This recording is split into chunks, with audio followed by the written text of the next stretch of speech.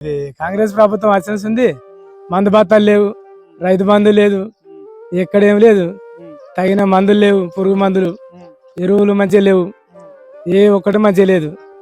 ఈ ప్రభుత్వం వచ్చేస్తుంది. ఈ ఎత్తా అంటది, ఆగేస్తా అంటది, రైతు మందు లేదు, ఏది లేదు, ఏది లేదు. అన్ని పంటలు ఎప్పుడన్నా ఇట్లున్నాయా?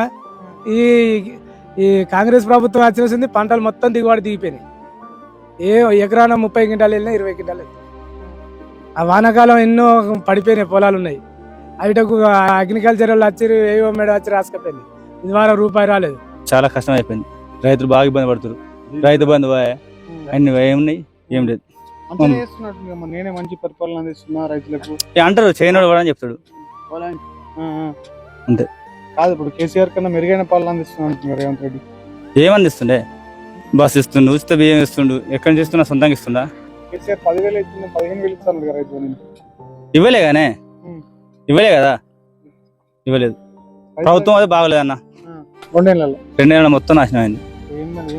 యూరియా కానట్లేదా? యూరియా పరిస్థితి ఎక్కడ కొరటపల్లి తీసుకొస్తున్నాం. 15 కిలోమీటర్లు పోయి ఇక్కడికి ఆన్లైన్ బుకింగ్ ఎక్కడైనా ఒకటే ఇస్తుండు. పరిస్థితి ఘోరం ఉన్నది. ఏదైనా యూరియా పరిస్థితి కదా, ఏదైనా కానీ ప్రభుత్వం అంతా విఫలం అయిపోయింది.